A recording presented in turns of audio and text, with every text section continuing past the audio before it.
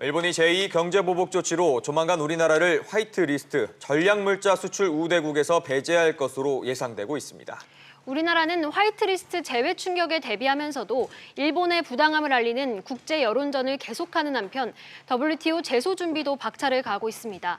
취재 기자에게 자세히 들어보겠습니다. 김현우 기자. 네. 일본이 이번 주 우리나라에 대한 이 화이트리스트 제외를 강행할 것이 좀 확실시되죠? 네, 일본은 닷새 뒤인 다음 달 2일 우리 국무회의격인 강요회의를 열고 우리나라를 화이트리스트 대상에서 제외하는 수출 무역 관리령 개정안을 처리할 것으로 알려졌습니다.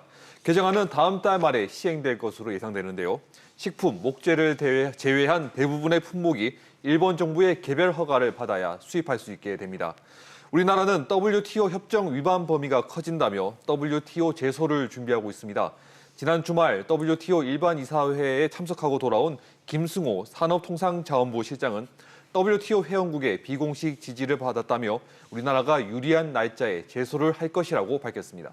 네, WTO 제소로는 이 문제를 풀기에 좀 시간이 걸릴 것 같은데 외교적 해법 노력은 어떻게 진행되고 있습니까? 네, 이번 주 태국 방콕에서 열리는 아세안 지역 안보 포럼 ARF에서 강경화 외교부 장관이 일본 경제 보복의 부당성을 알릴 방침입니다. 예. 강 장관과 고노다로 일본 외무상의 양자 회담도 추진됩니다. 회담이 성사되면 경제 갈등 해소 방안이 논의될 가능성이 있습니다. 또 마이크 폼페이오 미국 국무장관의 순방 일정 브리핑에서 미국이 한일 갈등 중재에 나설 뜻이 있다고 밝히면서 ARF 기간에 한미일 외교부 장관 3자 회의가 열릴 것이란 전망이 나오고 있습니다. 다만 미국이 한일 중재에 적극적으로 개입하지는 않겠다는 입장을 보이고 있어 갈등이 극적으로 해소되지는 않을 전망입니다. 네, 그렇다면 일본이 2차 보복을 강행하게 되면 이 우리나라의 타격은 좀 얼마나 예상되나요? 네, 현대경제연구원은 일본 수입 의존도가 90%를 넘는 품목이 48개나 된다고 발표했습니다. 방직용 섬유 품목의 의존도가 100%에 가까운 것으로 가장 높았고 화공업과 차량, 항공기 관련품의 의존도도 특히 높았습니다. 현대경제연구원은 일본에 의존하는 산업이 많은 만큼 일본 경제의 보복으로 국내 산업이 위기에 빠지고 경제 성장이 위협받을 수 있다고 우려했습니다. 일본과의 경제 갈등과 추경안 처리 등 산적한 현안 때문에 문재인 대통령과 홍남기 경제부총리, 성윤모 산업부 장관 등은 여름 휴가를 반납하고 비상 상황에 대비하고 있습니다.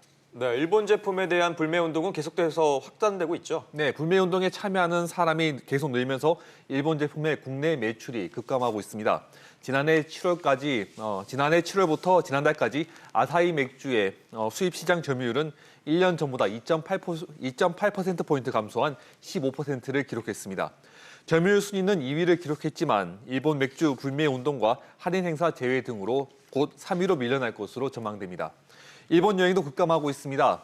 전체 항공권 예약 중 일본 항공권의 비율은 지난달 4주차에 25%에 달했지만 이번 달 3주차에는 10%로 떨어졌습니다. 예. 여행 취소도 급증해 국제선 항공 여행 취소 10건 중 4건 이상이 일본 행이었습니다.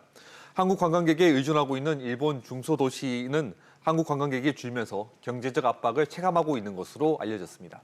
네, 알겠습니다. 김 기자 얘기 잘 들었습니다.